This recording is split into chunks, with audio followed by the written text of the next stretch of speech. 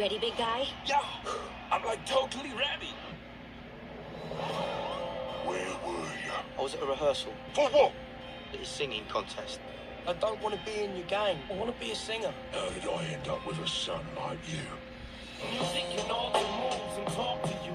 I can sing, but I get so scared. Come on, be confident. Don't you want this? I'm back. What is going on here? Seize the moment, try to freeze it and own it, squeeze it and hold it. We consider these minutes golden. Don't let fear stop you from doing the thing you love. Now hit it. This Wednesday, celebrate the Feel Great holiday event of the season. That's my son. And now, Sing is nominated for Best Animated Picture of the Year. Sing. Hey, Porky, keep it down, will you? Rated PG. And just like the movie itself, sometimes you can't really judge a book by its cover. You see a group of all these animals together, and you don't think they can do anything spectacular or amazing, but then they turn out to do something spectacular and amazing. That's kind of the assumptions that you gotta go with a movie like this. So welcome to Time About the Movies, everybody. We have a lot of movies to get to here, so I'm not gonna waste any more of your time. It's the last official weekend for us on this show for 2016. Next week will be the 2016 leftovers. I've got that right here, so I'll talk about that at the end of the video. But let's get right to it. Starting off with the biggest new release of the weekend, which is, of course, Sing. And like I said, it involves a group of animals that enter a singing competition hosted by a koala hoping to save the theater. The koala being played by Matthew McConaughey. You got all these different side stories going on. Reese Witherspoon is an underappreciated mother of a bunch of kids, doesn't feel like her husband appreciates her work. You have Tori Kelly as an elephant who wants to sing, but, you know, she has a fear of singing on stage. You got Seth MacFarlane as a mouse who's part of gets involved with some bad people. Taron Egerton is the son of a criminal who's in prison, and as I mentioned, and Scarlett Johansson is coming out of a bad relationship, as you saw in the trailer there.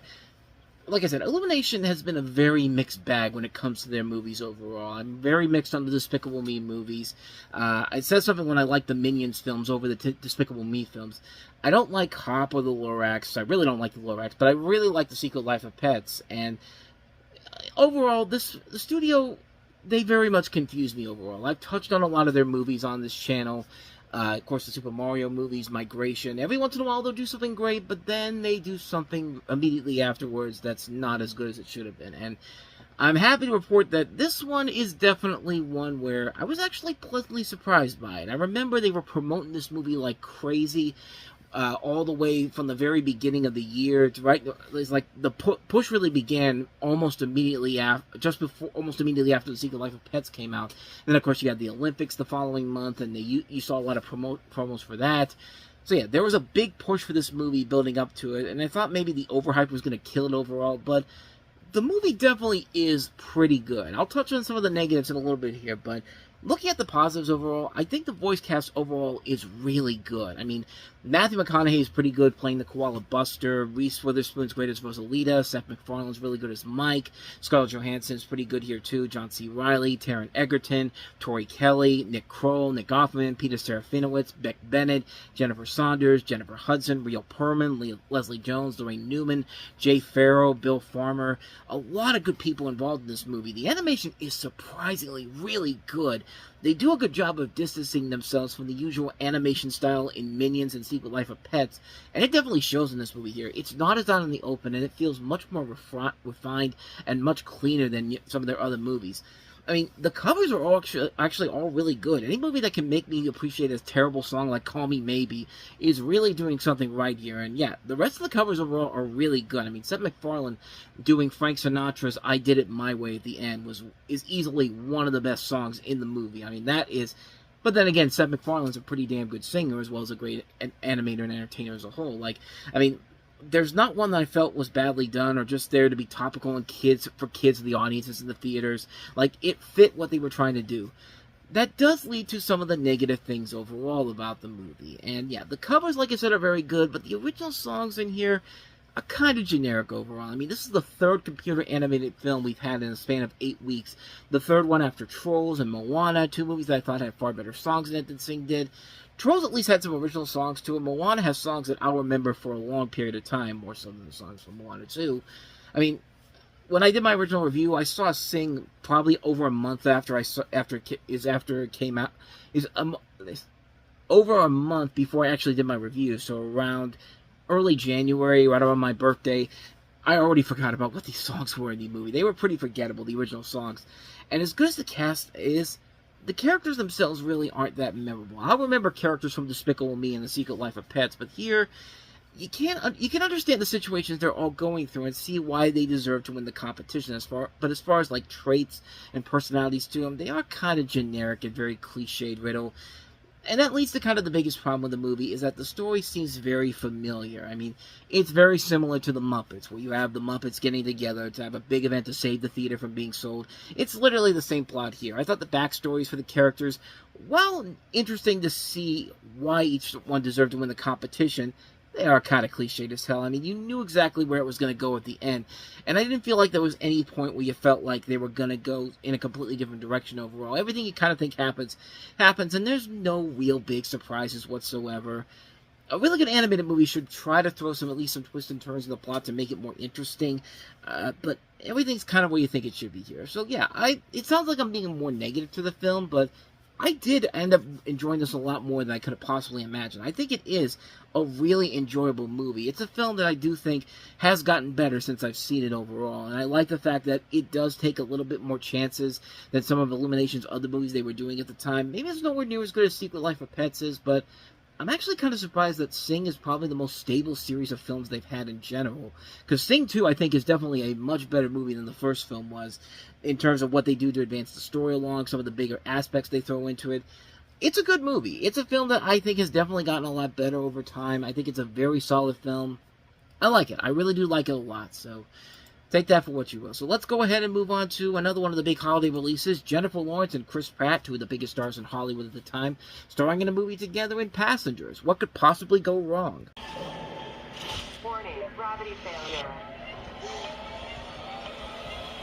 We're passengers on the Avalon. We have an emergency. This ship is gonna go. There's something they didn't tell us. This isn't an accident. I won't let us die here. Rated PG-13. Well, it would help if they actually had a good script to work off here, but then again, this is an original sci-fi film, and you know how we feel about original sci-fi films around here. Most of them turn out to be not so good, and sadly, this is the one that falls into that category here. In this movie, the spaceship Starship Avalon is in its 120-year voyage to a distant colony planet known as the Homestead Colony, and transporting 5,258 people having a malfunction in one of the sleeping chambers. As a result, one of the hibernation pods opens prematurely, and the one person that awakes from that is Jim Preston, played by Chris Pratt, who's standing on the spaceship still 90 years from his destination. Of course, he has a partner. He has someone else who breaks open in Jennifer Lawrence, and there's an interesting premise here. And Jennifer Lawrence and Chris Pratt are the strongest parts of the movie overall. You do buy their chemistry overall. But, and on a visual standpoint, it looks incredible. You can see where that $110 million budget went to. And the effects do show here. Everything else, though, is just a complete dud. I mean, the rest of the cast, Michael Sheen, Andy Garcia, Lawrence Fishburne, Nazanin Bernardi, who I really do like in this, on How I Met Your Mother and Homeland. Once again, this is another movie where she's not really given a whole lot to do. Nobody's really giving anything interesting or exciting to do here. They're just simply stock characters. The script is also not that great either. This is John Spates, who had just come off of Doctor Strange, and of course is more known for writing the script for Prometheus, and you can definitely see the flaws from Prometheus showing up in this movie. But then again, he also wrote The Darkest Hour from a couple years back, so maybe I should have seen this coming. The editing is shockingly bad, too. This is Marion Brandon, who did a lot of J.J. Abrams' movies. The Star Trek films, Super 8, Star Wars The Force Awakens. But then again, this could be one of those movies where Sony had their hand in the editing room for more of it than she did. Even the direction is off. This is the same director who did The Imitation Game, which, very similar to this movie. Good performances from the leads, but a lot of problems script-wise, and I just don't think he should have been given this opportunity to direct such a big, higher-budgeted movie so quickly after The Imitation Game. I mean, this thing has every right to be something amazing, but the only thing that makes it redeemable is the chemistry and the visuals. But other than that, it's a boring movie, man. Like, this was a snooze fest, man. There are much better movies with these two involved in it than this one here. Yeah, I don't know what else to tell you except avoid passengers like the plague. Avoid it for millions of years to come. Avoid it for the amount of time it took these people to get to where they needed to go. So, but hey, I'd rather watch this than our next movie. It's hey, we started the year off with a really god-awful raunchy comedy that was clearly written by somebody who had just learned swear words for the first time ever. So why not end the year with one that's also like that too? Bryan Cranston and James Franco starring in Why Him? The motherfucking Flemings are in the house! Yes! Oh my God. Fuck yeah! Looks like he works out quite a bit. Steffi, get him up here! Please, please, please. Turns out her boyfriend is this internet zillionaire. I'm so fucking psyched that you're out here for the holidays. This is a 15-year-old child. Oh, shit. You don't say fuck? Like, do you see what I'm talking about here? Every single word out of James Franco's mouth, every sentence he has to have the word fuck inside of it. Like, we get it. It's an R-rated raunchy comedy. You could be more subtle about it, buddy. But sadly, this is just like Dirty Grandpa in the fact that, yeah, it's one of the worst comedies you'll ever see in your life. Yeah, it's a terrible movie. Bryan Cranston stars as the father who tries to stop his daughter's immature tech millionaire boyfriend from asking her to marry him. You somehow made a movie worse than Son-in-Law. I don't know how that was even possible, but you did it. Congratulations. You feel good about yourself? I hope you do, because, yeah, nobody else feels good about what you did. Like I said, this movie is so bad. I mean, from the sense that James Franco has to be this raunchy dude to Bryan Cranston's straightforward approach, because, this is an R-rated movie, and again, it feels like this is written and directed by people who just learned swear words for the first time ever, just like Dirty Grandpa. But the big difference between Dirty Grandpa and this is directed by John Hamburg. John Hamburg made a great romantic comedy in I Love You, Man, which a romantic comedy is what I said, but yeah, it felt like that director he lost his way after 7 years, because good lord. It doesn't help that it's also produced and co-written by Jonah Hill, who also wrote the script for this. Not to mention, the way that this movie just telegraphs these terrible jokes is so badly done. The worst example of this is when inside of Lair's house, he just, for some reason, has a living room, inside of his living room, he's got a statue of a moose in a tank filled with its urine. Why? Why do we have this in a situation like this? Because we know that something is going to hit that, and it's going to hit one of the people. I mean, there's one of the people that gets hit by it. I mean, why not? And let's make it even worse than that. Let's have the moose's balls on the guy. Like, it's just like, what are we doing here? Like, seriously, what are we doing here with this garbage? Like, this movie. This is unbearable. The fact that it's the fact that no effort was put into this whatsoever. The daughter in this movie is supposed to be this smart woman, and yet she can't figure out that this guy that she's marrying is a complete asshole, is a complete idiot. At least Carla Gugino knew that Pauly Shore wasn't a smart guy in Son-in-Law. When you're making Son-in-Law better, you have failed. You have failed miserably as a movie, and this movie definitely fails. Like, this film is atrocious in its levels of laziness, the fact that it's so corny, it's so cheesy. I mean, this movie is awful. Awful. Have you got the point? It's awful. Like, I don't know what else to tell you. This movie is terrible. This movie is absolutely 100% terrible. Avoid Why Him like the plague. This movie is terrible. Have you got the point? It's terrible. Want some more terribleness from Fox? There you go. Assassin's Creed. Come on down. What is this? Are you ready to discover who you really are? On December 21st, We need you to relive the life of your ancestor. find your creed. You are destined for great things. You're the only one who can save us.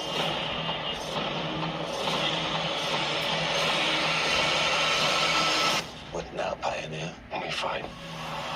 Assassin's Creed, rated PG-13. You want to know the moment when this movie was doomed?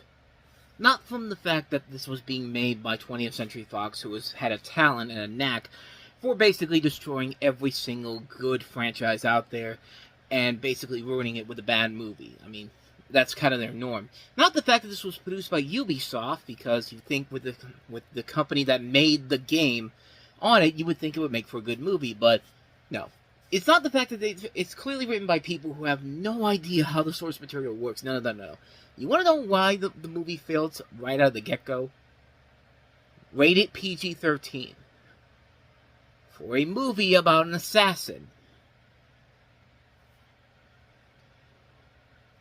I mean, can't get straightforward than that. But no, this is based off of this is in the same universe as the video games, but it's an original story where you have Callum Lynch, played by Michael Fassbender, who was abducted by the Abstergo Foundation because of his heritage.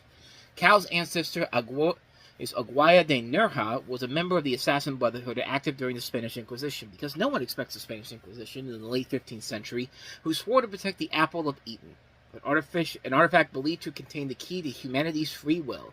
Cal must accept his assassin heritage and stop Abstergo, the Templar order of the modern day, from finding the apple and using it to enslave humanity.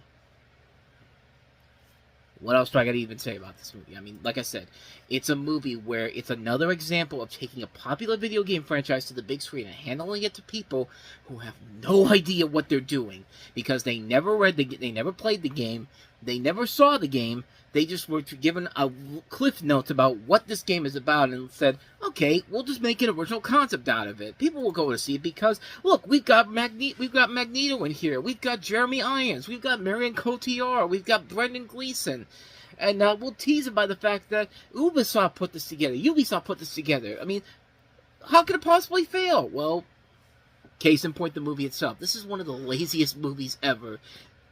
And just simply goes to show you that the Angry Birds movie becoming one of the better video game movies at that point was not a sign that the tide was beginning to change. The tide is still just relatively at bay right now, because yeah, we still got a ton of bad video game movies to come before we actually get to the good video game movies.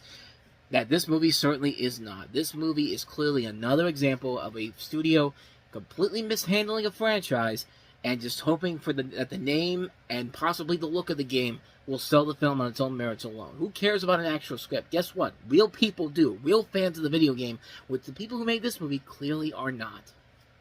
So yeah, that's 2 strikes for 20th Century Fox. Let's see if they can get this. Let's see if they can get out of this inning with a good one here. Let's take a look at Hidden Figures. Leave your calculators. You won't need them where we're going. We all get there together, or we don't get there at all. My gals are ready. We can do it, sir. There's no protocol for women attending. There's no protocol for a man circling the earth either, sir. Hidden Figures at PTA. There's the hit. The ball is going up in the air. Going, and gone. We have a home run, ladies and gentlemen, from 20th Century Fox. I knew these binoculars I got at the NFL draft would come in handy. Hidden Figures, as you could probably tell, is a really good movie. You have Taraji P. Henson starring as Katherine G. Johnston, a mathematician who calculates flight trajectories for Project Mercury and other missions. The film also features Octavia Spencer and Janelle Monáe, along with Kevin Costner, Kirsten Dunst, Jim Parsons, Glenn Powell, and Mahershala Ali, about female African-American mathematicians at NASA. And yeah, this is very much a crowd-pleasing movie on the levels of The Help and The Blind Side, and while I don't think this fits the levels of The Help, it's definitely better than The Blind Side. I did really enjoy the hell out of this movie. There was a lot to admire about it. Simply the fact that, you know, it's an impressive directorial effort from Ted Melfi, who did St. Vincent, one of my favorite movies from 2014. I love the pairing of Taraji P. Henson, Octavia Spencer, and Janelle Monáe. Their chemistry together is great.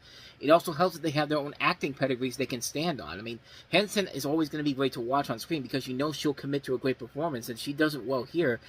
And once again, it's a shame she didn't get nominated for this, just like with The Color Purple. It's just like, come on, man. Like this woman deserves an Oscar, for God's sakes. But they do have an Oscar winner in Octavia Spencer, who is really good here. And Janelle Monáe really makes a good leading film debut in this movie. And she's also in Moonlight, too. I forgot that she was in that movie. Speaking of Moonlight, her co-star Mahershala Ali is pretty good in here. So is Costner, Parsons, Dunst. It does a good job of capturing the 1960s very well, from the costume designs to the way the buildings look. They do a pretty good job capturing 1960s Langley, Virginia. And again, the set designs and the costumes really are something that should have gotten some Oscar recognition as well. The movie is really good, too. The soundtrack by Pharrell Williams is really good. The score by Hans Zimmer is nicely done. There are a couple flaws to it. Some of the acting doesn't work too well. Specifically, the actor playing John Glenn, which is Glenn Powell, which basically shows you that before he became the big star with Top Gun Maverick, I had my problems with him. Like, in this movie, I thought he was overacting the role a little bit here, and he wasn't really given a whole lot to do. Just to be supportive and have one note, really, for the most part. He didn't really seem to be doing that much. And somebody who's supposed to play an important figure like John Glenn, you would think the script would give him more to do. But on top of that, you do get the cliche biopic moment that they have to improvise the dramatic elements. But that's expected. I don't guys throw too much shade into that because it's not more kind of a nitpicky thing overall. Bottom line is I really enjoyed this movie. I thought the acting by the three actresses were really good. The story, while predictable and cliche sometimes, is an interesting story in our history. And the film looks very impressive. The music is nicely done. It's a really good movie. It's a film that definitely deserves to watch. If you haven't seen Hidden Figures, definitely check it out. It's definitely a really solid film overall. So let's go ahead now and move on to some more awards contenders here. Let's look at Peter Berg and Mark Wahlberg's second film of the year, Patriots Day. People watch the Boston Marathon on the streets here in New England. We got multiple explosions. We need help down here. 2 suspects seen on the surveillance cameras. Clock is ticking. Every inch of this city is getting searched. Are you all right, man? I'm still here. Please be careful. We're going to stand up and defend ourselves. We're not going to be beaten down. Patriots Day.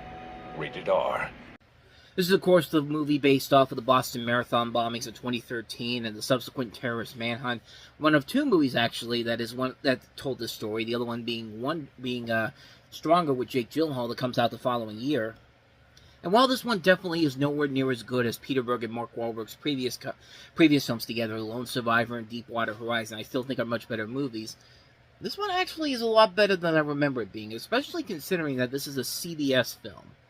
And CBS Films has been notoriously known for not being great movies, mostly taking scripts from studios that were basically kind of thrown away. Basically, scripts that would have been probably probably pilots for CBS TV shows. But here they actually do one that's actually kind of good. One of the few really good movies, and it works because of the commitment to all the actors in here and doing a good job of telling the story without feeling like you're trying to get a cheap emotional output from you.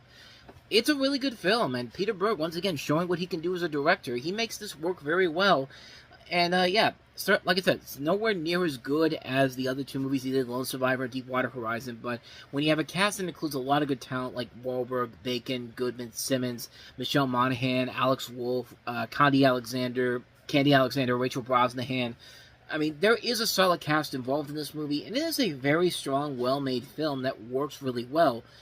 It's a really good movie. It's one that I do recommend checking out if you haven't seen it. Very underrated film overall. Like I said, not as good as Lone Survivor or Deepwater Horizon, but still good enough to recommend it. And I'm glad I got a chance to rewatch this again, because I thought I didn't like this one all that much, but turns out I actually liked it much better than I thought I would. So, yeah, Patriots Day was pretty good. So, with that said, let's go ahead and move on to our next movie, Martin Scorsese's latest film, and that is Silence.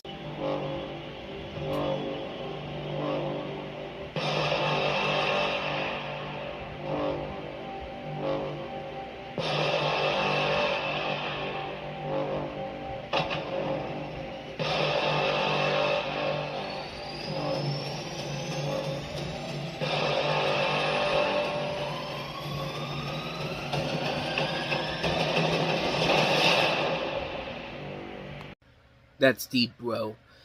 Silence is, of course, based off of the 1966 novel by Shoshuka Endo, and marks the 3rd film adaptation of this novel, and follows 2 17th century Jesuit priests who travel from Portugal to Edo period Japan via Maku to locate their missing mentor and spread Catholic Christianity. You have Andrew Garfield in his 2nd Oscar contender film of the year behind Hacksaw Ridge, as well as Adam Driver coming off of his success with The Force Awakens, and also Kieran Hines, Tadanobu Asano, and Liam Neeson. And this is actually the 3rd film that Scorsese did about religious figures struggling with challenges of faith following The Last Temptation of Christ and Kundun. This one's kind of right in the middle. Not as good as The Last Temptation of Christ, but certainly a lot better than Kundun was. On a technical level, it looks really good. On a story level, not so much. I mean, it's not bad, but it certainly feels like there was much more that could have been done if they had gone much deeper into the subject matter. But this is one that's clearly going for the acting performances and the visual effort alone. And yeah, it's definitely there, but certainly doesn't make it one of the stronger movies by Martin Scorsese overall. I do give him credit for doing something that's outside of his norm overall, but yeah, I think most people weren't really all that invested by it. It was not a big hit when it came out. Critically, financially, it wasn't a big hit. It only brought in half of its $50 million budget, but I'll give it this. For $50 million, they made it look incredible overall. It's a really solid-looking film. It just needed I think it needed a little bit more of an oomph in the scripting department overall to make it stand out better, but visually pleasing to look at, but nowhere near as spectacular or as amazing as I think it could have been from the story angle. So, yeah, not a bad movie, just not one that's really worth it in the long haul. So let's go ahead now and move on to our next movie, which is Ben Affleck's latest film, his first directing effort after Argo, and kind of like with Silence, is a good idea, good visuals, good acting, but man, it lacks in the story department. Live by Night. We all find ourselves in lives we didn't expect. But what I learned was, this is heaven. We're in it now.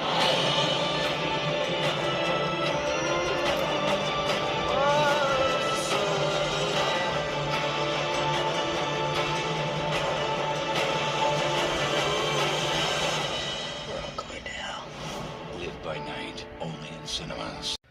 Boston, 1926. The 20s are rolling. Liquor is flowing, bullets are flying, and one man sets out to make his mark on the world.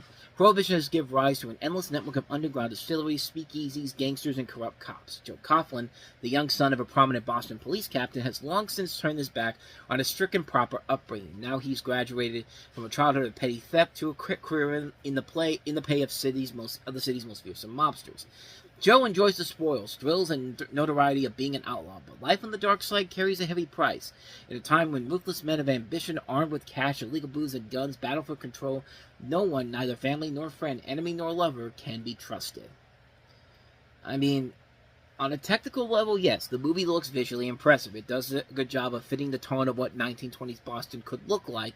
The overall casting is really good. I mean, you would think that'd be more than you need for a film like this, but all I can think to myself is, wow, this is just as bad as Gangster Squad was. And remember, Gangster Squad is one of those movies that looks visually impressive, but ends up becoming a generic mess because of a story that felt like it was rushed because they had to reshoot it, a lot of scenes after the Aurora Theater shooting.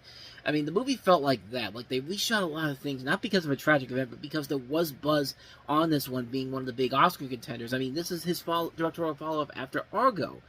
And he already proven he's a great director with Gone Baby Gone in The Town, and, you know, the film just kind of gets pushed off here, and the overall plot really is not that investing or exciting at all. It really feels rushed. It felt like Warner Brothers gave Ben Affleck the chance to make this movie, but he had to attach himself to another movie, like The Accountant or Batman v Superman, before he could do it. And he just finished those films up and realized, oh shit, we were supposed to shoot this movie 2 weeks ago. So he just rushed out a script, did a Clip Notes rundown of the book that it's based off of, just said, okay, let's shoot this. We literally don't have any time. It's like that Family Guy joke where, you know, Ben Affleck's sitting in his living room, and he's just like, oh man, I gotta play Othello in about 5 minutes. And he's just like, hello, and he's like, done, and just walks away. Like, that's what it felt like. This is basically the movie version of that Family Guy joke. The whole thing just feels rushed. The plot is all over the place. None of the characters never take off as well as they should. Even Affleck himself said, editing is a strange process. It's a lot of ups and downs, but overall the movie has amazing performances. I just got so lucky with the cast. They're incredible. The hardest part about the process now is trying to find stuff to cut out because I don't want the movie to be too long. And that perfectly sums up the movie. I just don't think Affleck knew what he needed to cut out in order to make the story move along better. And for somebody with a directing resume that includes Gone Baby Gone, The Town, and Argo, this is unusually bad. And you got a good cast in here. You know, Affleck's great here. Ellie Fanning's really good. Brendan Gleeson, Chris Messina, Sienna Miller, Zoe Saldana, Chris Cooper, Titus Welliver, Clark Gregg. A really good cast overall. And one thing that needs to be perfectly made about Ben Affleck with this movie is that I don't think he should have quit his directing job after this, which luckily he did, because a couple years later he would make a really good directorial effort in Air, one of the best movies of 2013. He's a really good director. He proved that with the 3 films prior to this. this is just a misfire, and I'm saying this because of what happened to his career in the 2000s. Like, he makes these big movies, and all of a sudden his career goes down the toilet with Daredevil, Geely, Surviving Christmas, Paycheck, Jersey Girl, and then you think his career's over, but then he finds that second coming again with Hollywoodland, and then Gone Baby Gone, and so on and so forth. So yeah, it's a disappointment overall. Yes, this is, but I'm glad to see that he didn't use this as a means to get out of directing overall. He is a great director, and he's proven it time and time again. I'll give the movie credit for its visuals and its casting overall, but it's definitely a disappointing miscue that should have been way better than the final product came out to be. I mean, it is not a great film overall. So let's go ahead and wrap the year up with a really good film. A good film that definitely deserves a lot more attention. Juan Antonio Bayona's A Monster Calls. For anyone who has ever felt invisible. For anyone. That tree's amazing. That's our friend. Who ever needed to find hope. I can help you. Comes a visually spectacular, emotional journey. Critics rave it's an unforgettable masterpiece. You will like a thrill. That will make your spirit soar. Oh, this is why you called me. Come on. A Monster Calls. Rated PG-13. So this is based off of a novel written by the writer of this movie, Patrick Ness, and follows a story about Connor, played by Louis McDougall, a child whose mother, played by Felicity Jones, is terminally ill, and one night he's visited by a giant tree-like monster voiced by Liam Neeson, who states that he will come back and tell him 3 stories. Yeah, this one is heavily compared to not only Steven Spielberg's The BFG from earlier in the year, but also a little bit of Pete's Dragon as well. I feel like both of those movies kind of hurt this film in the long run in terms of its box office success overall, but I really like The BFG, and I do really like Pete's Dragon, and for the most part, this is a very different and much darker movie than The BFG or Pete's Dragon is, and a slightly better movie than The BFG is. The movie works because of a number of aspects. One, the visuals are staggeringly beautiful. This movie is just engulfed in some of this gorgeous imagery, and it helps that you have a great cinematographer in Oscar Ferrara who's making it work. And Juan Antonio Bayona really does a good job with the directing on this. I could see why they picked him to direct Jurassic World: Fallen Kingdom, because yeah, that movie has a lot of flaws to it, but the direction is far from the best. Is far from one of the film's many problems. I mean, the directing is absolutely incredible in that movie. We'll get to that in 2018, of course, but the casting overall is really good. Louis McDougall's a really good kid actor in this movie. Felicity Jones is very good as the mother. She's having a great month with Rogue One. Sigourney Weaver's really good in here, so is Toby Kebbell. Liam Neeson, who we just saw in Silence, he perfectly fits the voice of the monster in this, and when you see this monster in this movie, his voice matches that character so well. Like, this movie packs on a tightly written and nicely handled script by the author of the novel, and it does a very good job of packing the emotional impact of the story and developing the characters as well. 20, 30 years ago, this probably would have been a PG-rated dark family adventure on the levels of Labyrinth or Return to Oz, but as it stands today, it's not only a great movie, but it's one of the more pleasant surprises I saw in a long time. I mean, it's a nicely told, very dark, very emotional, well-acted, visually brilliant movie, and I think it was severely looked big time, because yeah, it just disappeared and was a huge flop when it came out. Only brought in $3 million off of it only made $43 million off of a budget that was, I believe, around $60 million, I think it was. I kind of need to do some research on this. Hold on. I was off a little bit. $43 million. So I was off by $17 million. But still, for $43 million, this and Silence, small budgeted movies looked incredible, but just couldn't find a way to get to the regular audience in general here. And it's a shame because they really missed out on a really good film here. This is a phenomenal movie and one that I highly recommend checking out. If you have not seen A Monster Calls, seek this one out because it's a masterpiece of a film. Truly an excellent film and a great way to end a really strong year for movies that was 2016. But as per usual, we're not quite done with 2016 just yet, as we have the last weekend of 2016 coming up on the next episode of Time About the Movies, but I saw the movies that were on the schedule for December 30th. Nothing really worth noting or talking about, but that doesn't mean we have films that we still have yet to talk about. Behold the 2016 leftovers. Not as many as usual. We've got Tom Hiddleston starring in I Saw the Light, also starring Elizabeth Olsen, so 2 MCU people in the story, in the biopic about Hank Williams Jr. We have Miles Ahead, Don Cheadle's directorial debut. We have one of Mike Flanagan's films of the year, Hush, which is on Netflix. The HBO movie confirmation about the Clarence Thomas hearings in 1992. Kerry Washington playing Anita Hill. All the Way with Bryan Cranston in a much better movie than Why Him, along with Anthony Mackie.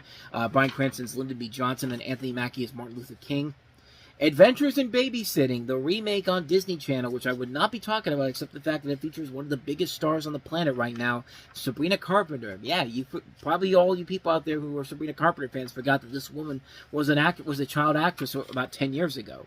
But yeah, she was in a remake of Adventures in Babysitting on Disney Channel, which should pretty much tell you how that movie is going to play out, but we'll touch on that, as well as our assortment of DC films and Warner Brothers movies. Only 4 this time around, but one of them is very notable. We have the controversial adaptation of Batman the Killing Joke. We also have Batman and Batman Bad Blood, Justice League versus Teen Titans, and Tom and Jerry in a sequel to one of their more successful direct-to-video movies, Tom and Jerry Back to Oz, the sequel to Tom and Jerry Meets the Wizard of Oz. So we will take a look at all those movies. That'll be coming up tomorrow here on the channel, so stay tuned for that. But with all that said, thank you so much for watching this. I hope you enjoyed it. If you did, please go ahead and do me the honors of hitting that like button, that subscribe button, that notification button.